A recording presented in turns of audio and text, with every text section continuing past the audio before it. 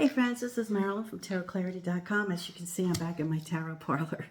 Today I'm going to do a video that I think my more historic tarot geeks will probably enjoy.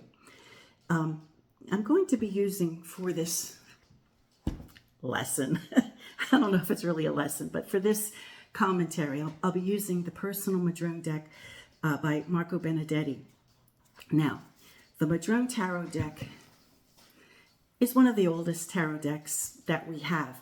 Does it mean it's the oldest that existed or was ever made? No, not necessarily. It's just one of the oldest that we have.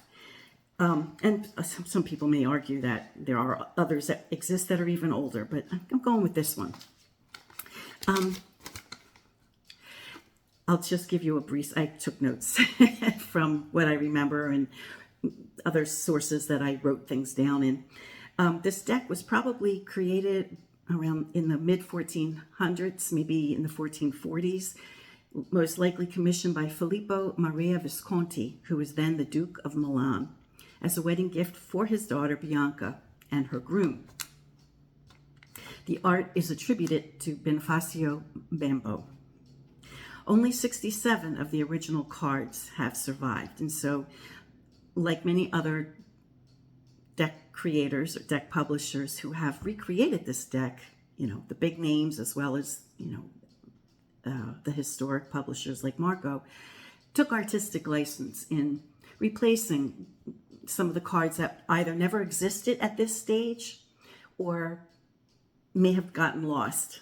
You know, we don't really know if every single card was represented in the earliest tarot decks. But for us to use them and be able to use these, you know, these old decks, you know, the deck publishers have replaced, you know, the missing cards with images either from paintings from the period of time or from other tarot decks that came a little bit later.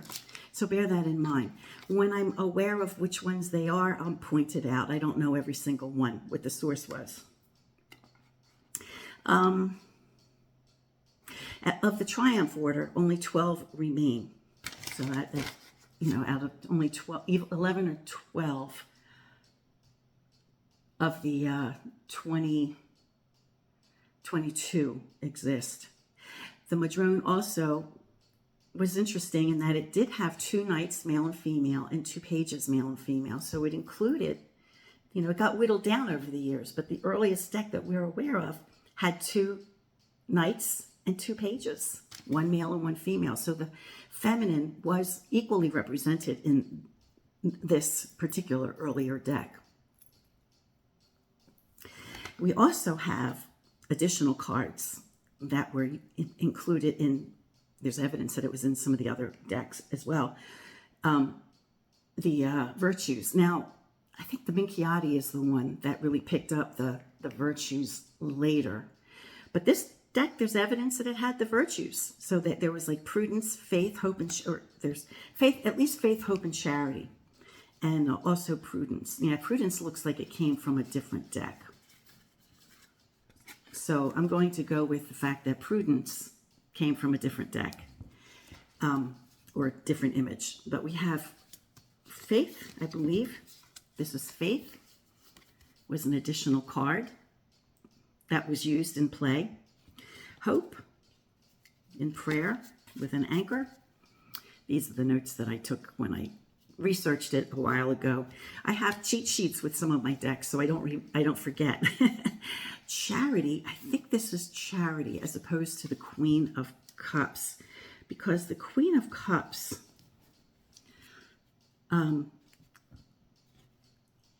no, I think this is the Queen of Cups, excuse me. The Queen of Cups, she's got a crown, if you can look real careful, and then we have a page, I guess, handing her a cup. So I think that is the Queen of Cups, and I think this one is charity. There is nudity in this card.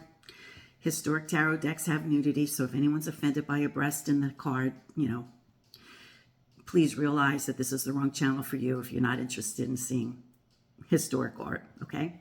So here, this is a cup. She is wearing a crown, but I think that's charity. I think that was supposed to be charity. And then prudence, which Marco, I think, must have included from another deck. He included it here.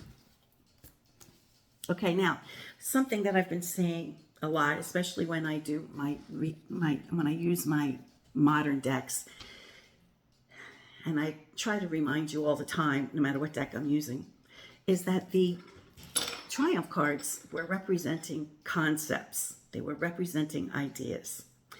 So bear that in mind. And these are the earliest. I'm going to use the Triumph cards from the Modrone deck. Remember, only 11 or 12 of them are the originals. The others have been supplemented by Marco from other sources. And as I mentioned, when I know what source they came from, I'll mention it. If I don't, I'm just going past, I'm just showing a representation that was either a little bit later in time or from artwork that appeared during that period of time. Okay, so here's the first card. Well, the card that's numbered 0. He's not rightly the first card. Could appear anywhere in the Triumph order. He's the trick card. He, in some ways, remember this was invented for a game of cards, right? This was a card game. So during play, he would have been a trickster. He would have been able to steal hands, right? I'm not really sure how to play the game of Cherokee, but I know that he was a trickster, and his appearance in a game could be devastating to other players. Now, we don't see, as we typically do in many tarot decks, we don't see a dog, which is interesting. And referencing beggars, well, I actually was just reading this book, and when I was reading it, let me see where it is. I thought this was very interesting. I wasn't reading it for tarot. I was just reading it to be interested, for my own self-edification. And here is an image of a beggar, and he has a dog. So there is a tradition in ancient Rome of beggars having dogs.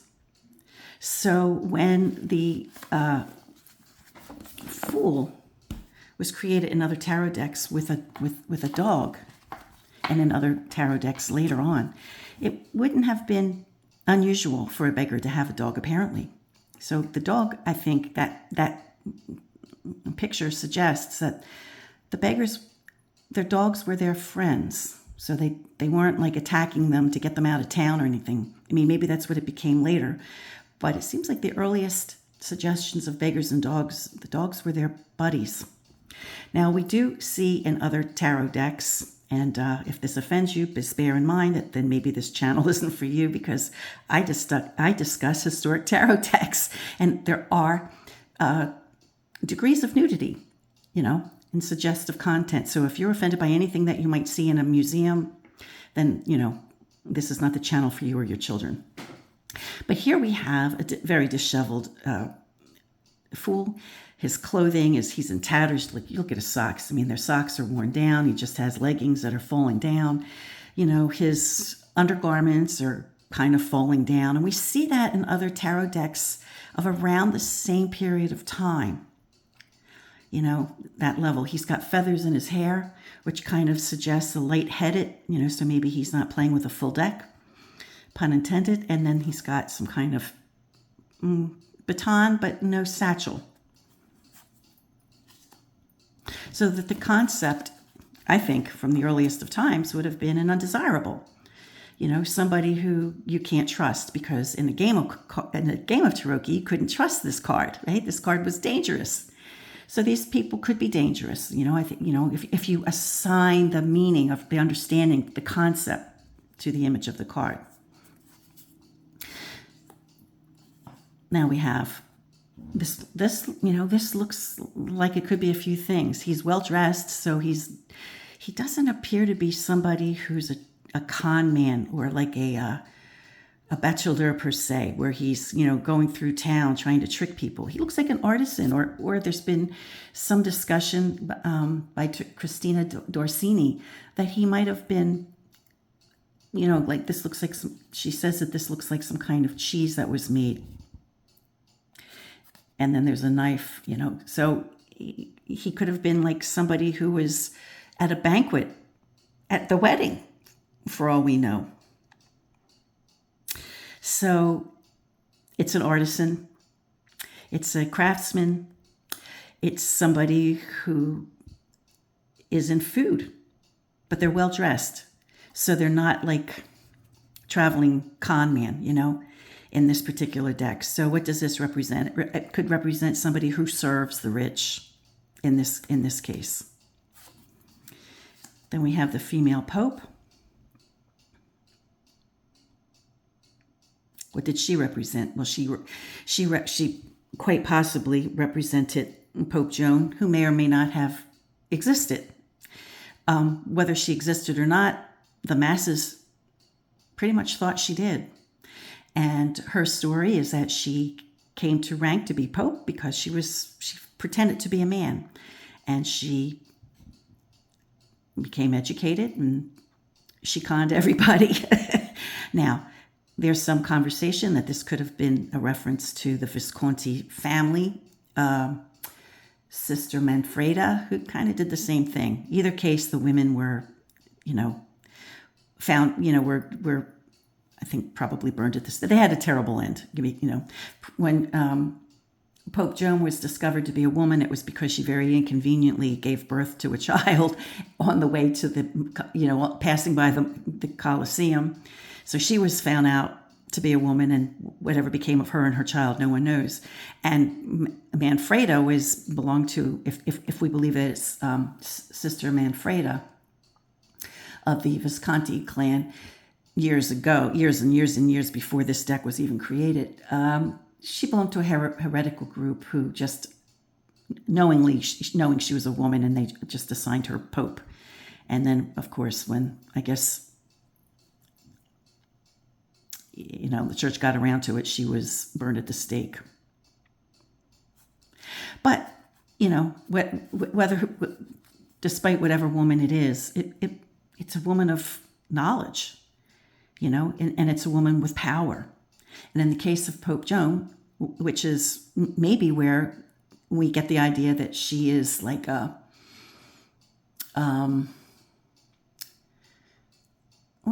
she conned people. There's that element of her, right? Along with the fool who maybe was a trickster, was dangerous.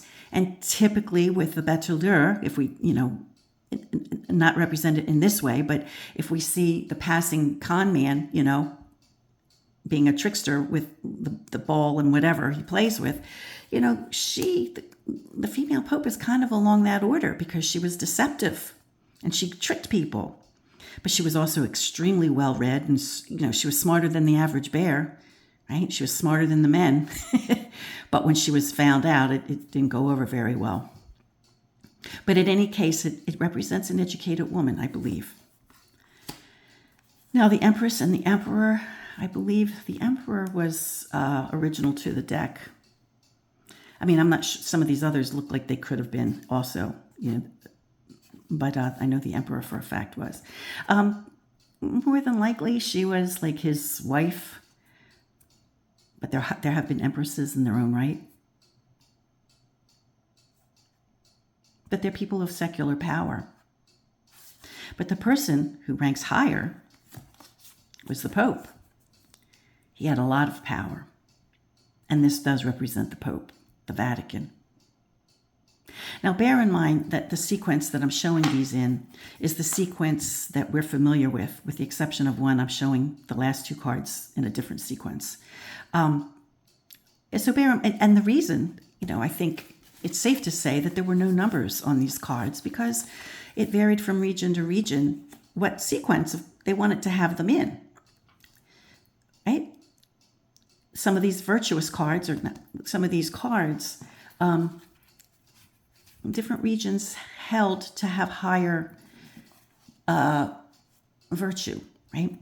So here we have love, and this probably represents Bianca and her groom, since the deck was probably created as a wedding gift to them. So the lover card from the earliest sources suggests either a promise of marriage or the marriage itself. They're under a canopy. We have Cupid up there, and we have the dog representing fidelity. We have, in a lot of the early Italian decks, we have a woman in the chariot. And this is probably Bianca being represented as a virtuous woman, a woman with a lot of accomplishments. Remember, the chariot is a card that represents success and accomplishments. And in this case, since the Duke's daughter was getting married, it stands to reason that he's reminding everybody of what an accomplished girl she was. And that he's a lucky groom. So here we have Justice. I'm guessing that it was taken from another deck. As I mentioned, I don't know all of these cards that are original to the Modrone. There's quite a few that are missing. Here we have the Hermit, and see that we have the Hourglass. We have the Walking Stick, and he's an aged individual. But even though this is one of the earliest cards, we don't see the stag, and we don't see wings. Here we have the Wheel of Fortune. Okay, so the whole point of this is to show you what the concept is. Well, we know the concept of justice, virtue, or accomplishment, right? So we have justice, which is always a big thing. Age, time passing. Remember, it's the, traditionally we see it as 9 and 10. So 9 is the number of completion. I don't know if it was necessarily the 9th number seen as the 9th card in this case, but it was seen as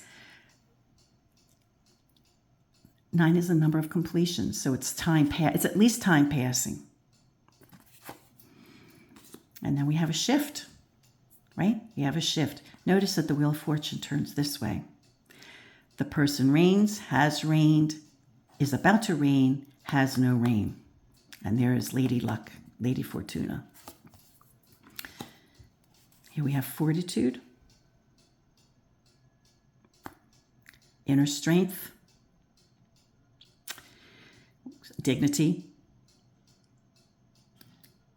being able to overcome one's own weaknesses, perhaps. Fortitude of character, strength of character. This clearly is punishment. This was a style of punishment in Italy. At the time, they would have recognized it as punishment for treason or betrayal or something, and they had to be awake and alive. This credit for this information goes to Gertrude Moakley, because it was like a wanted poster. The point of them being identifiable was to humiliate and disgrace the family. Death is what you think. You remember the Black Death or the bubonic plague or whatever it was, just, spread through. Indiscriminately killing didn't matter. So death was a feature. And in the days, prior to antibiotics and stuff like that, I think if you made it to 35 or 40, you had a pretty good run. Here we have Fortitude, obviously taken from a different source. I'm guessing that it maybe came from the Astenzi Tarot or the occultist deck, maybe, but it's from the general period of time. Temperance. Okay, clearly this is from a different deck. The Devil. Okay, so I'm sorry, I keep skipping over what they represent. Okay, the Death. Okay, so temperance really was temperance. I think the reference is alcohol. It could be a reference to the wedding at Cana when either Jesus or his mother said, or Jesus told his mother to, dilute the wine to let it stretch, something like that. So it's diluting the alcohol. And we use the word temperance to mean temperance movement, right? So, but we see it now as just diluting or changing something, detoxifying something. And the Devil card may have come later. It certainly was in the Rosenwald by 1501 or 1500s. Maybe they just chose not to have a devil being represented in their genteel deck. I don't know. But it represented wickedness, evilness, what happens to you if you don't live a virtuous life, if you don't temper your lifestyle. This also came from a different deck, I believe. But calamity, change, we don't see a lightning bolt here, but I think it's beginning the first cards of the celestial sequence.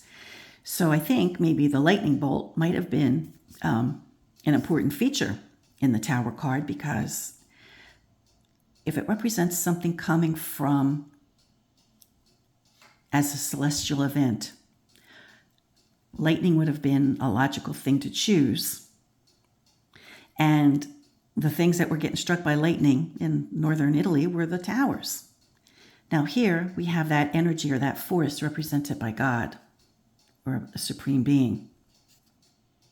And looking at the structure of the building, I'm wondering if this is a reference to Tower of what was the name of that tower? The Tower of Babylon, the tower, where people were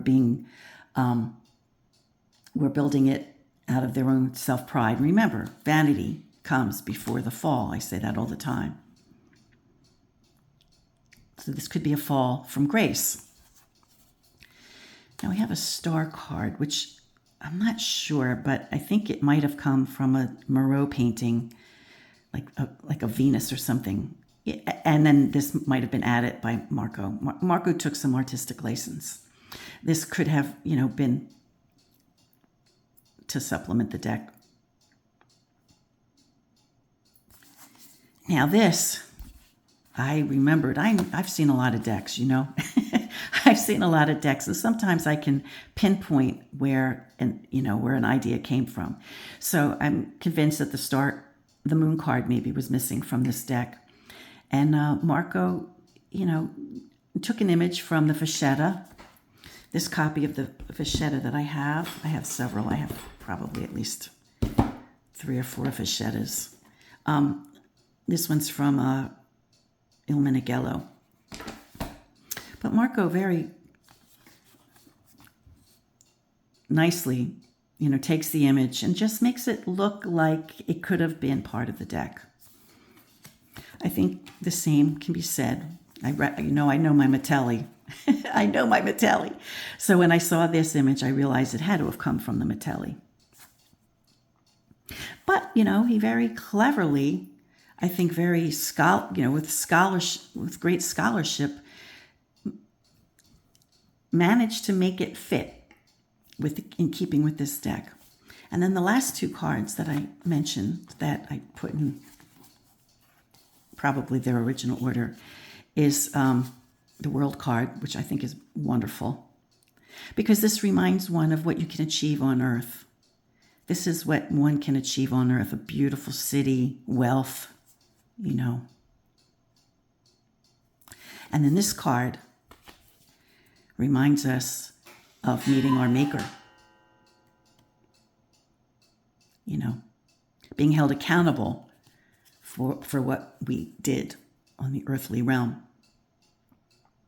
And I really wish somebody would create a tarot deck that didn't have the figure in a mandala and kind of took us back to this, because this is what I really prefer to see in a tarot deck. And because for me, the beauty of not having numbers on it is I can put this in any order that I want. Now, when it comes to, I don't play the game, so it doesn't matter that this triumphs over this one. But in a way, I see this one as the ultimate card, and this is the penultimate, because this is what we achieve on this realm. And this is what comes after if we're held accountable. But of course, interpreting cards, I see this card as a card of accountability. And if it were to show with the Hangman, if I were to see these 2 cards, together, I would certainly suggest a heavy-handed dose of be careful, because your secret's going to be found out, or whatever you've done that you shouldn't have is going to be found out. There could be humiliation. There could be disgrace. So you know what? That's a good idea. Let's take a look at some of these I've done many card combinations in the past, many videos with card combinations, but I haven't done them recently. And how many videos can you endure of just tarot readings? So I'm just going to mix these up. I'm going to go off camera to do it, but I'm going to tell you what I'm doing before I leave. I'm going to mix these up. I'm just going to lay down 2 random Triumph cards and see if we can't come up with random card combinations and what they could suggest. Okay? Now bear in mind, I don't read tarot like Lenormand, right? But sometimes I do 3 card spreads, and I play with a full. I do tarot with I use a full deck because I like the nuance of the pip cards. That might be more of an American thing. I think European people might not do that so much. I don't know. Okie doke. So let's just take a random look at 2. Okay, so we have the Wheel of Fortune, Change of Luck. Okay, now so the Magician here is kind of different, right? Now we see him in a different light if he's representing some type of food artisan, right? Or somebody who's being employed by someone else.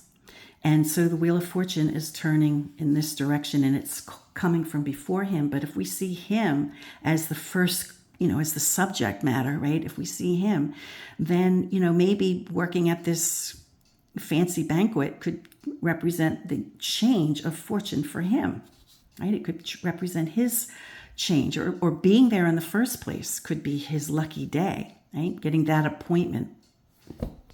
This is an example of reading the deck. Certainly if I had a deck from the TDM or other common pip style decks where the magician is seen as kind of like a trickster or a con man, that could be a different interpretation. I'm reading the deck here. Okay, I'm just going to put them aside. I'm just going to randomly choose the ones. Okay, so we have the Fool, reckless, someone who's dangerous, a risk to everyone. Okay, so risky behavior is held accountable. Risky behavior can be held, be careful. Now, I think if these cards fell next to each other in a read, my signature spread where I have, 14 cards or whatever, it's more that if they fall together or in proximity of one another in the same line, for example, that I would see this. But even if this was like the quint card for the entire spread and this was somewhere else in the spread, I think definitely just the appearance of these cards in the same spread, they don't have to be next to each other, just the appearance, because they are Triumph cards. They're cards of a higher order, so their import is stronger, right? Their meaning overrides the pip cards, right? So no matter where they fell in a read, because they are of higher import, right? I would still pick up on that. They don't have to be next to one another. I'm just using it as an example that, putting them side by side. So we have the Emperor, and we have Triumph for success or ambition or achievement. So we have somebody who definitely has already achieved that status. So this could be a reminder, using this particular deck, that it could be a reminder of, of one's achievement or goals. And depending on the day, I could have a different feeling on that. Okay, so here we have Fortitude.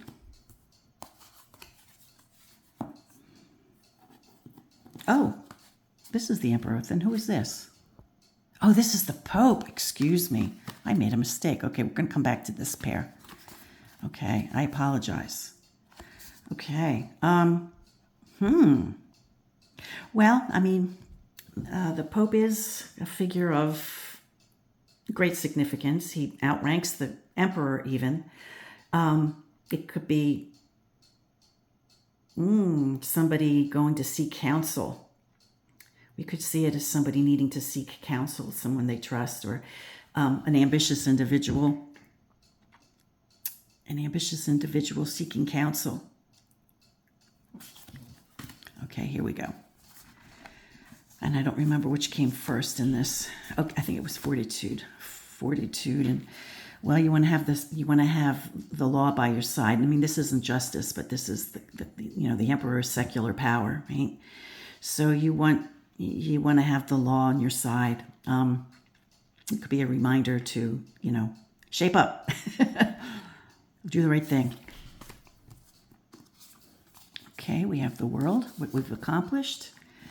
Okay, so at this, this is like what one accomplishes by the end of their life.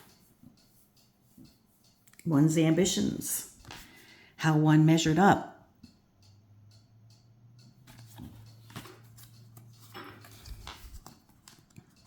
This is justice.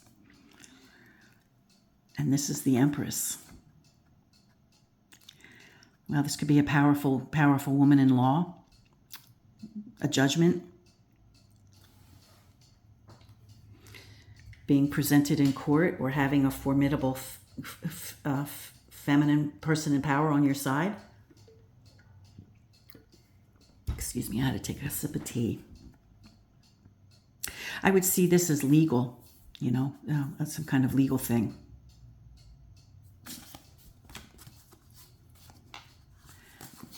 Lack of virtue and entitlement, right? I mean, this is Apollo. This young man is blessed. He's blessed. But maybe he didn't get there by virtue. Now, we're doing it for modern day tarot reading, right? So a blessed young man who maybe has a dark side.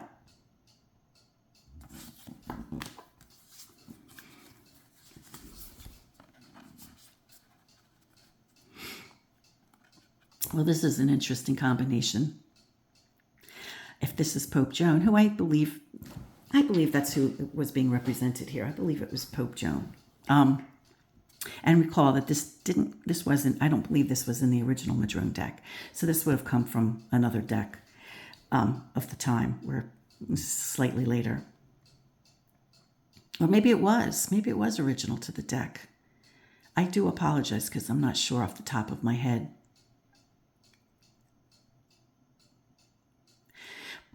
But if we think of Pope Joan, who masqueraded as a man and then gave birth, or she had secrets, this could suggest a secret love affair. The combination of these two, secret love affair. It depends on the context of the question. Okay, so here we have temperance, and here we have punishment. It could be a suggestion that, the punishment that you're doling out for somebody, or that something's unfair, or maybe that it needs to be tempered a little bit.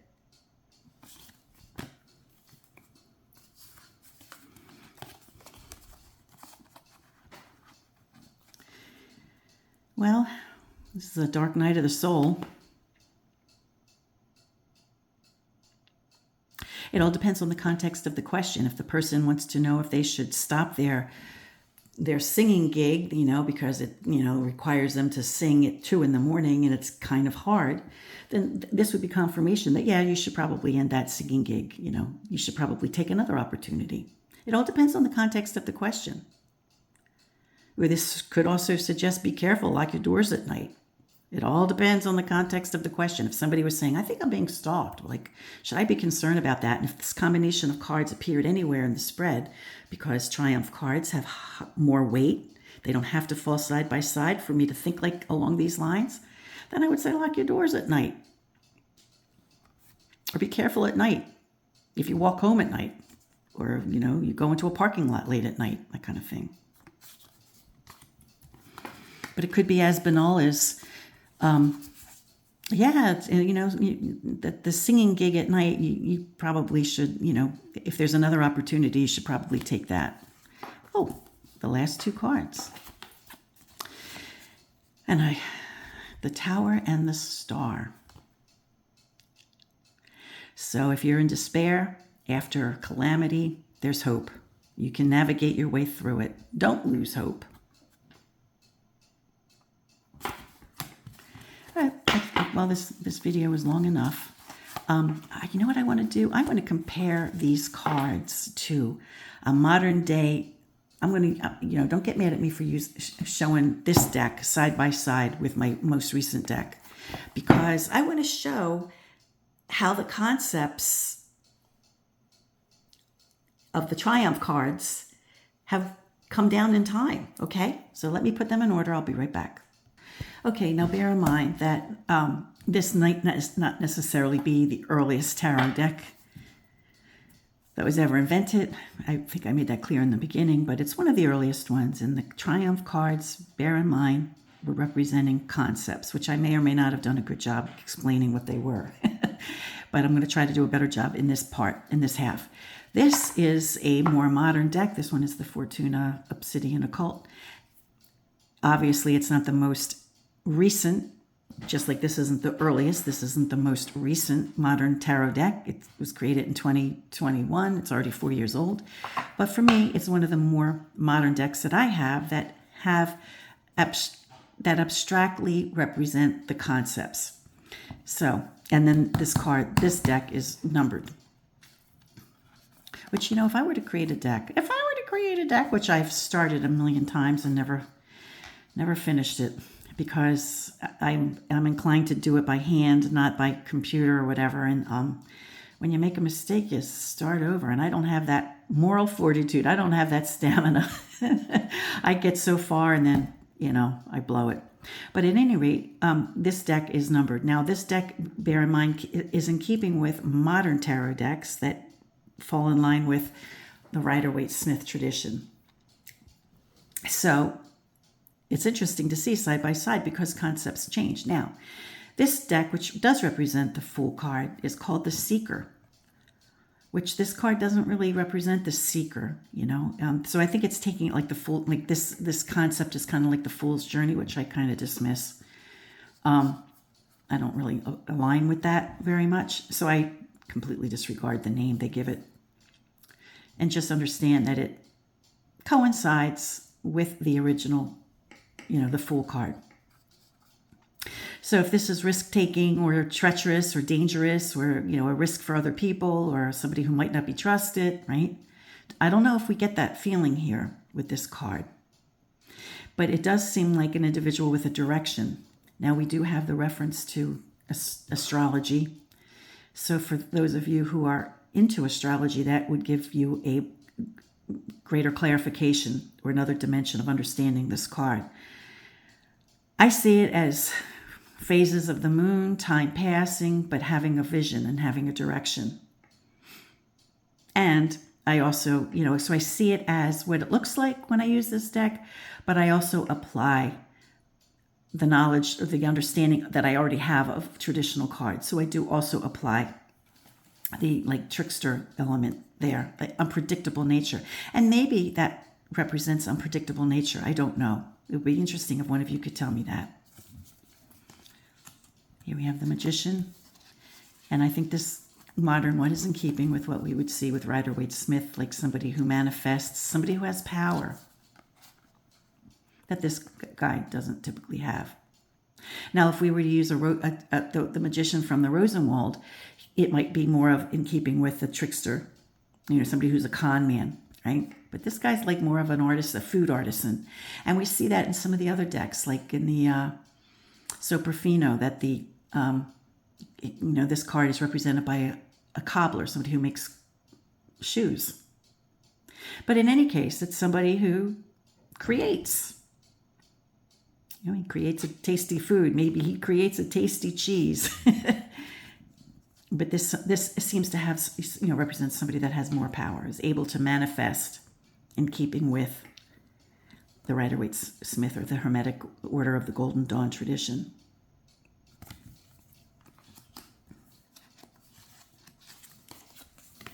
And here we see the pillars, you know. So we know the reference. We see the moon.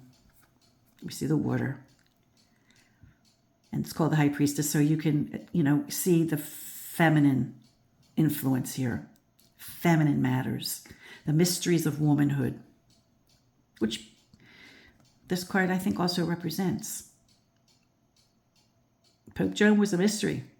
Educated woman, though. I think the important thing that I don't think translates, but I apply it to this card when I use this card, is education, knowledge. So I do apply the concept when I use this deck. Feminine intuition, that's what, you know, this card popularly represents. The application of feminine knowledge. And I think the Empress really is aptly appropriated in both cards. A woman of secular power, as is the Emperor. Legal, lawful, aggressive.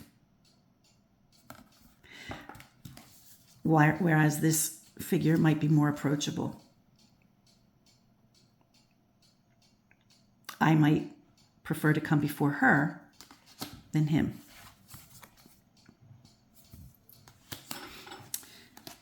Okay, if this is the card representing the Vatican, or, you know, counsel, seek counsel of your spiritual leader. You know, calling it the Oracle is not such a far-fetched name. You seek counsel, right? You seek counsel. And so, if you have an oracle, you seek counsel from your oracle. And I appreciate that we have some of the traditional features of the Pope. Not represented in every Pope card, but we see keys, we see triple tier, and we see expansion. Now here, with the Lover card, we see it as betrothal or commitment, you know, a wedding, you know, a legal bond. I don't see anything about it looking legal. This looks more like a love match, whether it was or not. You know, I think a lot of these marriages were arranged. But here we have a different, you know, we have more of a love others as you love yourself, or, right? I get that kind. I don't know if that's what was intended with this deck or not. That's what I see it. That's how I see it. So if you're going to love others, love them as you see love them as yourself, right? I do see this, you know, this was one of the cards that I had a struggle with in this deck, like understanding is the Chariot, even though I recognize that, you know, the epaulets of the you know, the horseman, or the, of the charioteer, you know, yet, you know, these are like the wings. This could be seen as movement, like a road.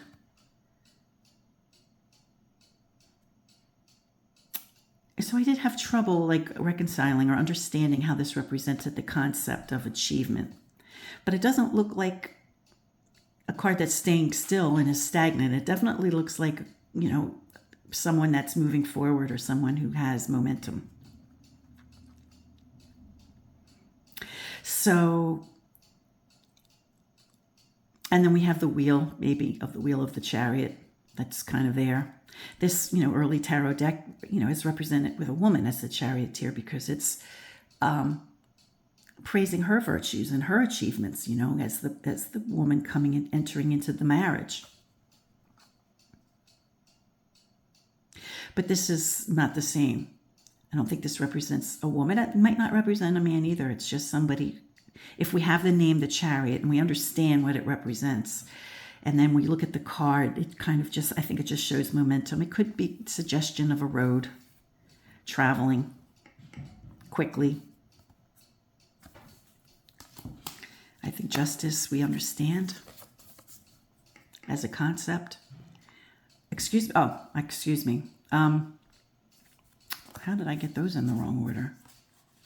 I got the the older deck in the wrong order. So justice we understand is a concept, right? And I put them in the order I prefer as 8. Because I see 8, if you look at 8 as the lemniscate, right, the sideways number of it, it's like a continuum. It's a lack of chaos. You have order. When you have justice, you have order. When does society go amok? A society goes amok when things aren't fair for people. Right? That's when it goes crazy. That's what we see now. People don't want other people to have what they don't think they should have. But if everybody, if there was justice, there would be a lack of chaos. There would be order. So these are the scales of justice, and it reminds us, it's part of the law. It's a legal system. I see the suit of swords, if I go back to the origin stories or what I think it may be represented, and I could be wrong, and you know what? I'm not going to argue with anybody who says I am, because you could be right. But I see the swords going back to aristocracy and nobility. Who had the swords? The people who were knighted, or, the people who could afford to be a knight, the people who were appointed. So I see justice as part of the law, like a legal reminder to keep things in balance. Now, here's another card with this deck that I never really quite fully got. But here, the origin source, we see an elderly person, and it's representing the passage of time, old man time, moving on before things change, right? Now, I think that this, because it's a modern deck and it's probably more in line with Rider-Waite-Smith, I think this is probably being, represented as a light source, which has a different connotation than the passage of time. We could still see the hermit as someone who's experienced life and has some life experience, but it's not necessarily that he's shining it on anybody. And the more modern take on it is that there's a reflection of light, that he's sharing.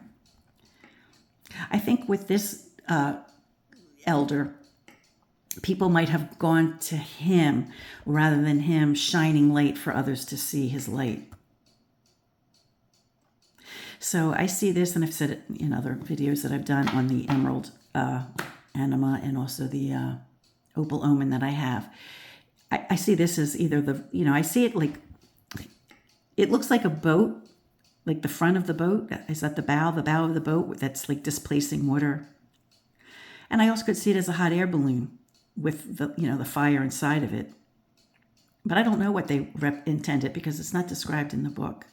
But I do think that they're picking up on the light of the hermit that we see in decks that are more recent than the origin story deck.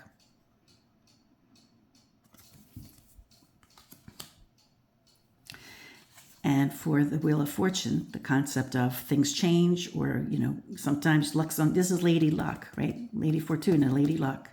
Sometimes you're on top, sometimes you're not, that kind of thing.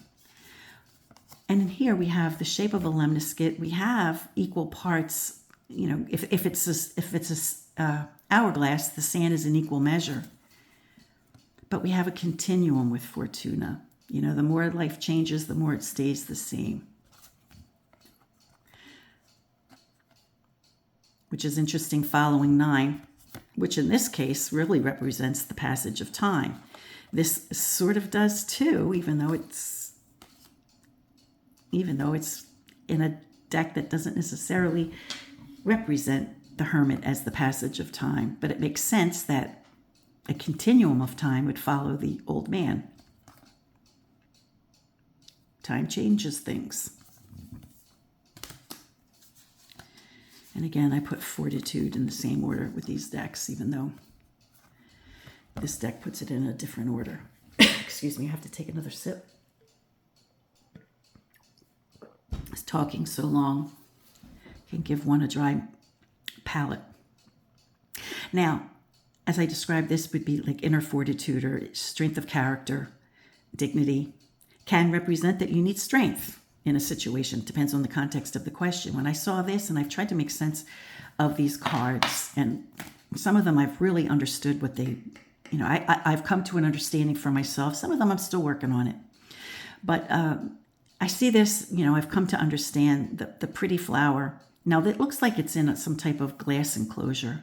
So maybe it's something that's intended to be precious. I don't know. But the way I see it, and some people have told me, oh, it looks like something from the Beauty and the Beast, or I'm not familiar with, I mean, I am generally familiar with the Beauty and the Beast, but I don't know what this iconography in the Beauty and the Beast represents. But how I've come to see this as representing strength is that something that's so delicate and pretty, like a flower, can have its own strength. It could be deceptively strong. So even if you're feeling vulnerable, just remember you have a secret. You have a secret sauce, you know?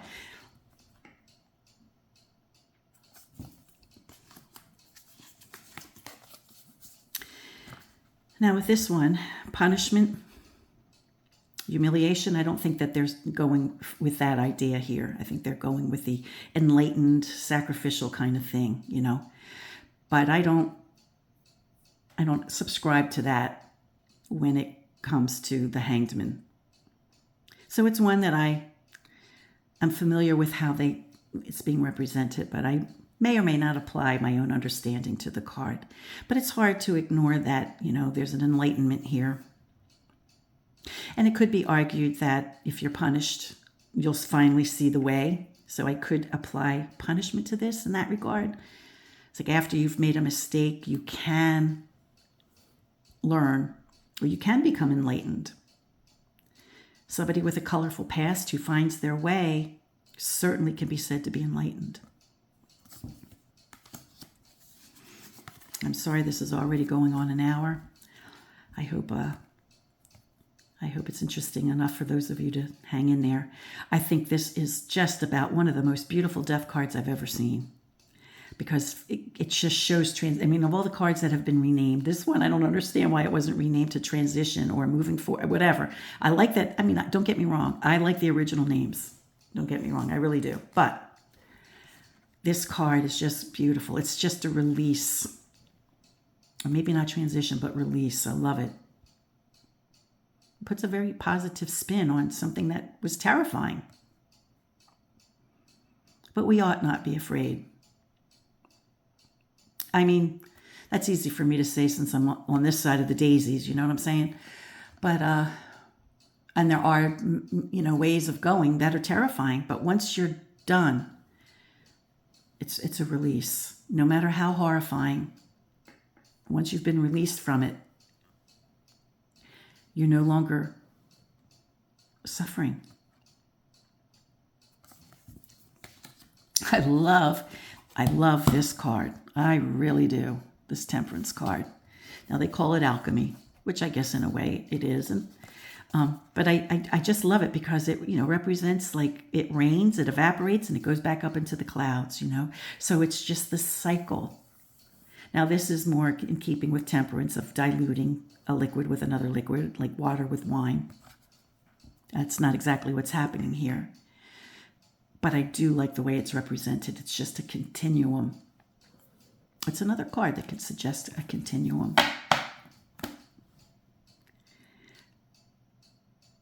But it rains, it evaporates, it goes up, and it's a cycle. You know, and it just, I think it's a beautiful understanding of temperance, to be honest. Okay, the Devil. Vanity comes before the fall. Keep that in mind, which is why I so readily recognize this. Remember number 6, the Lover's card was the mirror, right? Well, you love yourself as you know, love others as you love yourself. But this one is like, don't love yourself too much. Don't take number 6 too far where you're just loving yourself and you're at the expense of other people, right? So I think this really is vanity. I think this beautifully represents vanity. And, you know, and this Devil, you know, represents really a lack of virtue. So a lack of, you know, vanity is a lack of virtue, but there are other lacks of virtue here. This one focuses on vanity, which I think is interesting because vanity comes before the fall, which is how I kind of always see the Devil card is the vanity card or the overindulgence card or the addiction card, right? And it comes before the fall. It comes before the calamity. When you think too much of yourself, you're going to fall. Now, this card, I think it really shows, it focuses more on the action from above, just like, you know, the divine interaction, right? We don't see the lightning bolt. I don't see a lightning bolt here. And I'm not sure exactly where Marco came up with this. You know, he might have taken it from someplace else and, you know, manipulated it. So we don't see the lightning bolt, you know, coming from the heavens, but we see God. We see God, right? You know, someone, you know, setting them straight. And when I've seen this one, I don't see calamity or I don't see disruption. I just see more of the divine releasing something.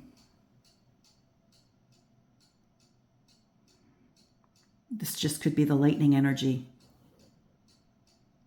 But we do see, you know, the steps of, you know, the early steps of a tower. Maybe, I don't know. This is another one of the cards that I'm not quite sure I understand what they're getting at. Now here we have a continuum with, like, now remember, the star was the concept. So the star, what did the star mean to them? The star meant hope, navigation, you know, eternity. If we see the celestial cards as what happens to prepare us for what goes on beyond our life, right? You know, our humility, you know, remembering to be, you know, and then getting towards like the ends of one's life, perhaps, right? So we start to see like eternity, like we start to think about eternity, which is what I think the star card might have represented in this context. And I definitely see eternity here, you know, the universe and everything we understand is so old. And just like that other card, the Fortuna card, right? Continuum.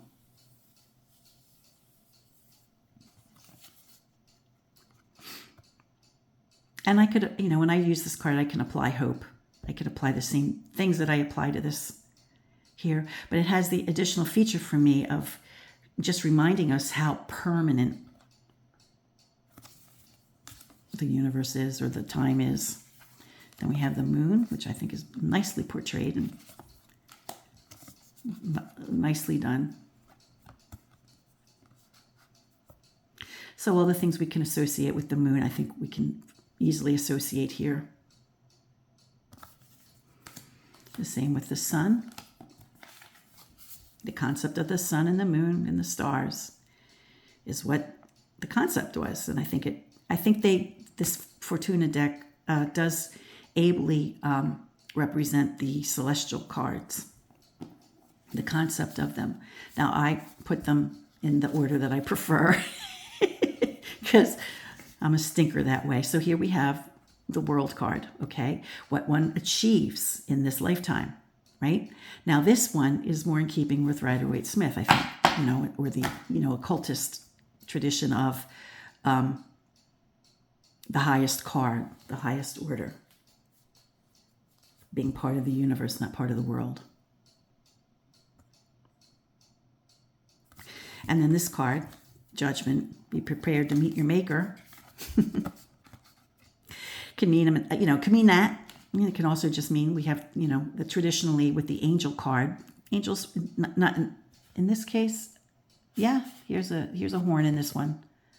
Oh, they both have horns. Okay, so it is the angel card, and traditionally the angels had horns. So it's, you know, could be an announcement in modern times, you know. When we do tarot readings, we're not necessarily, you know, when we see this card, we don't necessarily think you're going to meet your maker. You know, that'd be a terrible thing to say. But it could represent, you know, announcements. It can represent being held accountable. It definitely can. Anyway, I just thought this was, you know, I get tired of doing readings day in and day out. Hold on. You know, I know a lot of people just tune in because they want to see tarot readings and they want to learn how to do tarot readings, you know, that kind of thing. And I try to use an assortment of decks, you know, but I think it kind of gets boring for me because I don't always know what topics to do. I know some of you are waiting on that live and let die video, but it's, you know, it's summertime and I don't really feel like sitting in the house watching movies when I could be swimming in the pool. You know what I'm saying? So I'm going to have to wait on that, you know, and I know somebody, the same person maybe is interested in a Luigi Mangione reading. That'll come. For the same reason, I don't really feel like doing the research when I could be outside playing. So I'm being selfish here. But, you know, I get tired of day in and day out just doing, you know, video readings, you know. So I thought today would be a fun way to spend my time. And I thought maybe some of you might be interested. With over an hour, I hope if you're still here, it means you like my content. Give me a thumbs up. It helps me out. I have to start from scratch now to buy a new deck because this deck, this deck was my most recent acquisition after having accomplished, you know, a monetary mark with YouTube. So I'm starting from scratch. So every thumbs up and every new subscription really helps me out. Until next time, friends. Peace. Stay well. Be kind. And be brave.